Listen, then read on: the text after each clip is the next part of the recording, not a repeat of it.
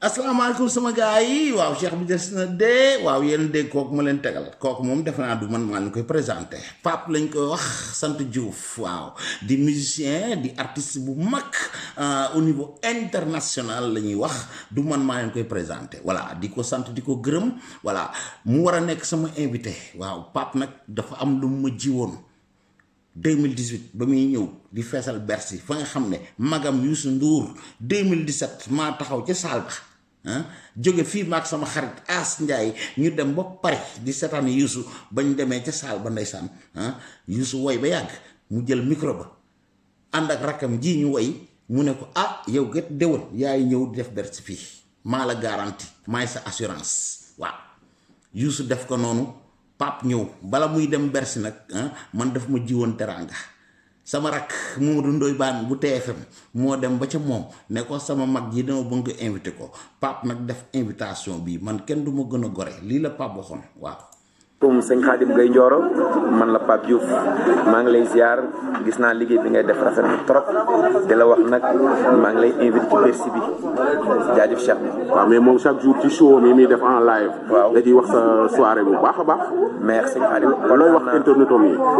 internetu Khadim yi maa ngi leen di bëggee di leen di xamal ne nag lu dagg lu ne morom ma lay fekki. xam nga sëñ Khadim nag sëñ Bamba lañ la dëpp Gueye Ndioro Bassi kontaan naa lool yàlla na suñu borom def xéewal. waa Italie maa ngi leen di nuyu diaspora bi bàyyiwuma kenn maa ngi bëgg ñëpp. kon rendez-vous boobu. rendez-vous ca le 13 la à Bercy. ok jaaj. voilà rendez-vous boobu invitation bi yéen a ko dégg moo ma ko invité man nag kenn du ma gore gën a gore Pape doo ma gën a gore de maa lay invité samedi bii waaw ci sama show suma live Khadim Gueye TV bi ñuy seetaan samedi bu ci nekk donc Pape mii di sama rakk dinaa ko invité danaa waxtaan ak moom ci li nga xam ne si am na initiative boo xam moom moo ko jëkkee ci Sénégal gee artistes yi di ko def ci àdduna bi yépp waaw big yépp laa la wax star yi ne ci àdduna yi kenn ku ne yaa ngi toog sa ay kër ay Andrea Bocelli ay Eros Ramazzotti ay Rihanna ay waaye artistes yi gën a ngand ay Beyoncé ñoom ñépp ñu ngi toog seen kër yi di bégal seen fans yi ndax mënatuñoo génn di voyager mënatuñu jël avion dem def ay tour mondial léegi nag tëj nañ leen ci kër yi te ñoom ñii dañoo am yaakaar ci ñoom am ñu yaakaar ci ñoom ñii basé wu ci ñoom pour mën a yor seeni famille waaw Pape mii ba mu demee live ba mu def ngeen jënd ticket ba comme ni ngeen doon jënd ticketu bu ay mbër di bëre moom mu def ko xalaat boobu ñëw waaw Youssou ñëw def ko am nu mu ko defee laa yu ci dara waaye nag dañu war a xam ne rien ne sera plus comme avant artistes yi dañoo war a dund ni ñu daan dundee gannaaw mënatuñoo dem CSS di ko fesal mënatuñoo dem Grand Théâtre mënatuñoo dem Bercy mënatuñoo dem New York mënatuñoo dem fenn te yu ca kër yi te fans yi soxla leen te ñoom ñi ñuy dund loolu Pape bu amee idée boobu Kumba Gawlo def na ko Viviane def na ko Youssou Ndour def na ko artistes yooyu yépp ndeysaan yàlla def bañ mën a toog di jokkaarloo ak seen fans yi nga xam ne dañu leen soxla loolu lu ñu war a waxtaanal ak Pape mii ndax saytaane kat dafa nee nañ dafa mën a yàq xel il faut que ñu expliquer le pourquoi parce que ñoom ñii dañuy dund lii moo doon seen liggéey ba nag ni ma leen ko waxee rien ne sera plus comme avant il faut ñu waxtaane ko parce que le futur ce sera là-bas artistes yooyu yëpp seen fans yi ñi leen di bëggee ñoom ñëpp dañoo war a toog am fu ñu leen di gisee am fu ñu leen di xoolee gannaaw internet bi nag yàlla may nañ ko ba kenn ku ci nekk Youssou mën a toog këram heure bu ko neex waxtaan ak ay public am Pape Diouf am possibilité ak internet bi waxtaan Kumba mën ko Wally Seck mën ko Thione Seck mën ko Baba Maal mën ko Ismaël Lo mën ko artistes yi yépp laa la wax yi nga xam ne si am nañ ay fans yoo xam dañ leen di bëgg di leen soxla Pape mii dina ñëw ñu waxtaan ci loolu incha allah ba bu koor gi jàllee incha allah ngeen mën a dégg artistes yi ñu mën a toog seen ay kër yooyu buñ dee confinement bi am na ñu mën di am contact direct ak seen fans yi voilà ñu dàq saytaane voilà ñun duñ xut bu zaman de gis nga yëngatu laay def de ba mu neex ma voilà moomu leen ku bëggul dégg leen lii nga sàppe waaye bàyyi leen ñi ñuy dundee nañ doon demee CSS di leen fa fekk di dem Grand Théâtre di leen fekk di dem Bercy di leen fekk salle yi gën a ngand ci àdduna bi leen fekk gannaaw mënatuñ ko nañ leen muñal jox leen possibilité boo xam daañ mën a wax ak seen public direct ña daan dem di leen fekk ci béréb yooyu ma leen wax bàyyi leen ci internet bi ñu koy def kum ci neexul nga xam leneen nooy doxale voilà lii sama rakk ji dana ñëw danaa ci waxtaan ak moom samedi incha allah à partir de 17h au Sénégal non 17h fii astaghfirullah 17h heure de Paris nekk 15h ci Sénégal voilà parce que 18h laa doon def sama live mais gannaaw koor gi ñi sant Seck ak ñi sant Jaw dañuy am problème yenn heures yi duñ tal sax dina déglu nañ ko def 15h nga xam daañ mën a ñëw mën a déglu ndeysaan ñii lu ñuy wax donc 17h heure de Paris ñu muy nekk 15h ci Sénégal voilà kooku dina ñëw Pape mii dina ñëw beneen invité bi nga xam ne artiste la moom tamit boo xam ne si activiste la daanaka xam nga moom lu kenn ñemewul la wax moom mooy ñëw di ko wax di waxal artistes yu bare yu ndawaan yoo xam ne si peut-être wala ñoo xam ne bon amuñu dimension bi nga xam ne yenn artistes yi am nañ ko ñooñ tam war na seen porteur de voix dana ñëw mu waxal leen voilà parce que ñoom tam dañoo war a dund ci musique bi ci art bi lañ doon dund voilà donc ñun daañ topp loolu ak artiste bii ma leen di bëgg a présenter xool leen kan la moo ngi ñëw.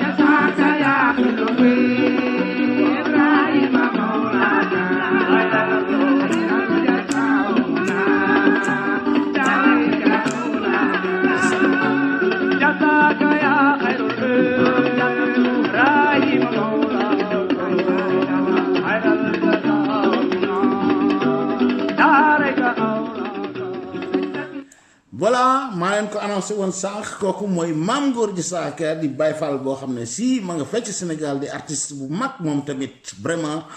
di activiste laa ko mën a wooyee comme ni ma leen ko waxee sànq bi may wax ci Pape mooy lii moom tamit artiste la xam nga représenté artistes yu bare ci Sénégal gee yéen a mu gën a xam ñoom ci art bi la ñuy dund voilà ñoom dégg nañ ne Covid 19 bii am na ay aide yoo xam ne si vraiment mi ngi jóge ci état ba ministre de la culture gisaguñ ci seen bopp ñoom ndax ñi ngi ci am yuñ ciy dégg xamuñu dëgg la xamuñu du dëgg loolu nag pour leeral ko moo tax ma ne Mame Ngor ba mu ne naam ma ne ko sëñ bi dinaa la invité nga ñëw Baye Fall ñu leeral mbir moomu waaw parce que ministre bi aussi bu fekkee ne am na loo xam dafa jóge ci état bi mu war a ñëw ci musiciens yi dañ ci war a gis ñoom ñëpp seen bopp voilà ñoom xëy na dégg nañ ministre bi am na dem na seeti ay artistes yu mag voilà ndax dañ ko jaar protocole la jaar nañ ci ñëw waxtaan nañu ak ñoom mais ñoom ñii tamit buñ ko déggee te ñëwuñu si ñoom te waroon leen dajale ñoom ñëpp ndeysaan ñu waxtaan ci mbir moomu xam ban jéego la état bi dox ci ñoom ban ndimbal la leen war a dimbalee ndax état Sénégal xam nañ ne artistes yi ñoo doon nekk ca boîte de nuit ñoo doon tëgg ca grand théâtre ñoo doon tëgg ay Sorano ñoom ñii tamit vraiment ay artistes la ñoo xam ñooy bégal Sénégal yu bare te tey ji mënutu leen gis mënutu ñoo dem ci béréb yooyu di fa tëgg donc ñoom tamit war nañu am ndimbal ndax am na ñoo xam ne ci loolu lañ doon dund di ci dundal seeni njaboot waaw Mame Ngor mi ak artistes yu bare yoo xam ne représenté na leen ci Sénégal donc ñoom tam war nañoo gis seen bopp war nañ leen a geestu loolu moo tax ma ne Mame Ngor na nga ñëw ñu waxtaan ci donc samedi bii gannaaw suba incha allahu rabbi Mame Ngor Diazaka mi dana ñëw ni fa Pape Diouf ci ñëwee ñu waxtaan ci affaire boobu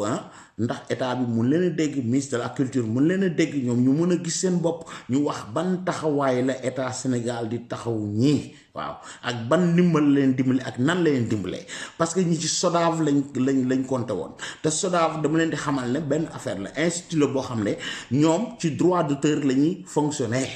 bu ñu doon dem di tëgg ci Cissas di tëgg Grand Théâtre di tëgg ci restaurant yi di tëgg ci boîte de nuit yi am na yu ñu doon fay googu ñuy fay ak seen musique yi ñuy jël di ko jaarale ci rajo yi ak télé yi SODAV ci loolu lay encaisser pour mën leen a jox ñoom fay leen droit d'auteur yi bu fekkee nag léegi tëggatuñ fenn seeni musique tëggatuñ ko ñoom ci lan la ñuy dunde SODAV mënu leen a fay donc assistance bi ñoom ñi ñoo ko gën a soxla loolu nag la ñu war a waxtaanee ak Mame Gor Diazaka kon nag samedi bu ko kenn raté à partir de 17h heure de Paris di 15h ci Sénégal da ngeen ma déglu ak artistes yi ñu leeral ak Mame Gor ci aspect boobu nga xam ne ñoom bu ñu fa jógee di ñaan yàlla état bi mun leen wax ñoom fan la féete fan lañ leen féete ban taxawaay lañ leen war a taxaw. loolu moo waral présence Mame Gor Diazaka donc bu ko kenn raté samedi incha allah à partir de 17h heure de Paris Europe yépp 17h la di 15h ci Sénégal lu ngeen woor na ngeen toog ngeen déglu leen ñoom ñu leeral leen ne lii di woo artistes yépp ñu déglu incha allah rendez-vous boobu voilà te xam ne ñun dëgg lañ fi nekkee waxtaan jot li seen ay kaddu loolu moom moo jóg Khadim Gueye TV intéressé wu ci affaire boobu voilà te buñ jógee ci ñoom incha allah ci semaine yi daañu wax ak ñi nga xam ne ñoo ne ca cinéma ba parce que ñooñu tamit ci culture lañ bokk oustaz yi nga xam ne dañ doon dem di def ay conférence ci weeru koor gi maanaam dañ ci doon am lu baax di ci dundal seen njaboot mais tey ji mënatuñoo dajale ay nit mënatuñoo dajale fenn ay doomu aadama yu leen doon jox loo xam ne si buñ leen sasul tamit ku ci am sa addiya wala loolu ñu nga jox leen ko ñoom ñu doon téye seen njaboot tey ji loolu lépp ñu ñàkk ko loolu lu ñu war a waxtaane la donc daañ ci ñëw ci ñoom ñooñu tamit waa incha allah rabbi kooku mooy Mame Gor Diazaka samedi incha allah dana fa nekk kon nag gars yi bu leen ko rate de ku ko rate nga lu mag leer na ok. Youssou Ndour moo ko wax. waaw Youssou moo ko waxoon mu ne te li ko si gën a métti mooy ña nekk foofu les maisons abandonnées fa la ñuy dem di fa dëkk. ñu di waaj a daanu nga xam ne tubaab bi soxlaatuñ ko ndax amuñ. lu ñu fayee location te amatuñu foo xamante ni fa la ñuy mën a tëdd di fa fanaan. moo tax si kër yooyu la ñuy dem di faral di dëkk. loolu aussi il faut te it ñu ñaan yàlla penc mi soppeeku wax dëgg yàlla ñuy xajoo ñooñu. waaw di bàyyi di jiital alal. c'est-à-dire fii boo amul rek kenn du la nuyu sax nuyu bu yegg ni ma koy waxee. xam nga laaj Assane taaw du ki ëpp alal mooy. salaamaaleykum wa rahmatullahi taala wa barakaatuhu mbokk yi ñu ngi leen di nuyu di leen ziyaar di leen baalu àq si weeru koor gi di leen baal àq di leen ñaanal yàlla defal leen jàmm xéewal sutura teranga ak àdduna ak àllaaxira si barke yonent bi sallallahu alayhi wa sallam. vidéo bi nag maa ngi koy def ngir jéggalu suñu mbokk immigré yi fa tabarakallahu macha allah ak fu ñu mën a nekk si bitim réew si ay kaddu ya nga xamante ni yëkkati woon nañ ko ci émission Yeewu Leen bu ñu doon def atum 2015 àndoon si ak El Hadji Assane Gueye professeur Massamba ak ñoom seen yëkkati woon fa. voilà suma gars yi voilà kooku maa leen ko tegal parce que mooy actualité actuellement dégg ngeen oustaz Assane Seck mooy wax noonu moom ngeen déggoon ci kàddu yooyu ci émission boo xam 2015 lañ ko defoon gars yi actualiser ko actuellement ñu delloosi ko li tax ñu indi ko mooy temps yi dégg ngeen émigré yi man mii nee woon naa ca commencement ba du ma dem Sénégal ndax bañ fa yóbbu feebar ba yàlla defee émigré bu jóge Italie gii dem yóbbu feebar ba Sénégal en tant que émigré nga gis Sénégal ñi ñu fa bëggoon ñëpp bañ ñu bu leen fi ñëwati toog leen fa ngeen nekk soxlaatuñ dara ci émigré yi ñuy coow émigré yi naqarlu loolu trop mu metti ñu trop waaw ñi xam ne ñoo déggoon émission boobu en 2015 man de yàlla tax may wax dégguma ko woon maa ngi koy doog a dégg léegi mais am na ñu ko capté woon dañu war a xam ne nag média yi lépp lu fi waaye di waxati boo ko waxoon 2010 ak nga wax ko 2009 ak 2007 bis dana ñëw daañu la ko delloosil te dana indi ay problème dana am lu mu leen yàqal voilà émission yii ñuy def plateau yii dañoo war kenn ku ne domaine ba nga xam ñu woo la wax loola ca nga wax ca loola waaw waaye buñ la ñëwee wax loola ci loo xam ne maîtriser woo ko xamoo ko rek lu mel ni mën na la cee dal te dana dox sa diggante ak émigré yi voilà man mii sax def naa ci vidéo wax naa ci sama xalaat parce que en tant que émigré lu ñu def du loo xam ne émigré dana ne fii di sonn di rey boppam ngir njabootam ñëw di dégg lu mel nii xam nga du lu rafet Assane mii ba mu koy wax Assane Seck mii ba mu koy wax waxu ko pour yàq waaye lu mu dégg la ñu koy wax loolu lu am la mais pourcentage bu ndaw la nit ki buy wax communication dafa am solo waxin dafa am solo am na noo xam bu ko waxe woon wala buñ ko laajoon mu waxe ko noonu tey gars yi duñ ci mere nii mais diaspora bi yépp mer nañ ci dégg ngeen vidéo bi mu ngi tourné fu nekk voilà loolu nag pour leeral ko gis ngeen vidéo bi man tegal naa ko sama vidéo bi jéggalu bu mu jéggalu El Hadj Assane Gueye tamit def na audio jéggalu na moom tamit voilà pour ñu bañ di moytu yu mel nii nañ xam lu ñuy wax ak nan la ñuy waxe waaw kenn ku ci invité ñu woo la ca la nga xam ne moom nga xam moom nga mën nga wax ca waaw waaye koo xam ci l'islam la waroon ñëw di wax nga di ko waxloo ci émigration te du émigré booy wax ci émigration da ngay woo koo xam ne émigré la yàgg na ci réew ma xam na lan mooy émigration nga waxloo ko ca waaye oustaz bu ne ci Sénégal xamul lan mooy émigration nga di ko waxloo ci lii yaa ngi koy dugal ci loo xam ne si ëllëg mooy jur lii waaw ndax Assane Seck nii ëllëg day def conférencier la mën nañ ko woo Italie mën nañ ko woo fu ne muy wax comme ni ko oustaz yëpp Modou Fall di defee ni nga xam ni oustaz Alioune Sall mi ngi koy def ñu ngi leen di woo fu ne ci àdduna ñu fay dem waaw dañ buñ demee émigré yi ñoo leen di accueillir ñoo leen dem jëli ci aéroport bi ñoo leen di yóbbu fa ñuy defee conférence ñoo leen yóbbu seen i kër ñoo leen di teral ba keroog ñu delluwaat leen ci aéroport ba ak xaalis bu dëgër seen poche loolu lépp ci émigré lay doon donc bu ñu waxee am communication du mu génnee émigré bi ak surtout période bi ñu toll ak nit ñu taxawoo ci Sénégal suñu ay mbokk sax yu ci bare bëggatuñ ñu ndax ragal nañ ne buñ fa demee dañ leen indil feebar bi heureusement bañ tëjee frontière bi nga xam ñun mënatuñoo dem lii buñ ko déggee même bu doon 2015 la du ñu mën a neex donc dinaa ko invité moom mi incha allah ñu gën a leeral loolu ngeen gën ko mën a comprendre xam nga ñu waxtaan ak moom ba ngeen xam objectif ba parce que dañ ko dugal ci sujet boo xam ne si dégg la ci amoon voilà donc xalaatam rek la wax dafa nettali la nga xam da koo déggoon voilà incha allah dinaa def tout pour que moom mii mu mën a ñëw ñu mën ci waxtaan ngeen gën a mën a comprendre ko xam nga xam ne jëlewoo ko woon lu bon jëlewoo ko woon pour dénigrer ñu wala dara voilà donc incha allah samedi 2 mai à partir de 17h heure de Paris di 15h ci Sénégal yéen ñëpp nee ñu déglu da ngeen dégg Pape Diouf ma leen tegal da ngeen déglu Mame Gor Diazaka incha allah dinaa def tuuba oustaz Assane Seck mi moom tam mu ñëw ñu leeral loolu ñu waxtaane ko ñu jàllale ko mu jeex voilà parce que nit ki juum na jéggalu na dinaa jéem a fexe ba waxtaan ak moom mu leen jox ko espace boo xam dana mën a wax ay raison pour ñu mën a gën a comprendre voilà te di ñaan yàlla rek li nga xam ne si mooy presse ba na ci Sénégal ak ñi nga xam ñooy invité ñi nga xam ne ay oustaz lañ wala yenn domaines yi xamuñu ko ñu leen di laaj ca lañ doon te bañ leen a dugal ci ay sujet yoo xam ne si du yuñ maîtriser wax loo leen ca par force bañ wax ca loo xam ne mën na leen yàqal lu bari ëllëg kon nag rendez-vous bi sama gars yi samedi incha allah 2 mai bii gannaaw suba incha allah rabbi déglu leen Khadim Gueye TV ku abonné wuloon abonné ci chaîne bi Khadim Gueye TV ngay tàppe ci YouTube di nga ko gis nga abonné ci chaîne bi activé cloche bi incha allah lii ba leen woon dañ ko dégg incha allah ñu waxtaane ko ñun ñëpp ñu dàq ci koor gi. ok kon maa ngi leen di xaar bu ko kenn rate nag waaw boo ko rate nga lu rëy rendez-vous bi samedi à partir de 17h heure de Paris Europe di 15h ci Sénégal maa ngi leen di xaar yéen ñëpp nag di leen jox respect di leen wax fu ma leen tegoon toujours mooy fii moom yéen la fi nekkal jërë ngeen jëf. ku baax mbaa xam nga ni coronavirus bii nekk sunu biir réew faat na lu ëpp 2 junni doomu aadama ci àdduna bi virus baa ngi law sunu biir dëkk te kenn mënu ko teg bët bokk na ci lu koy taxalaw lu mel ni joxe loxo sëqët buy wàlle jëfandikoo luy wàlle virus bii di corona ci mbedd mi rekk nga ko mën a foree dugal ko si biir kër kon toogal sa kër ngir feebar bii bañ a law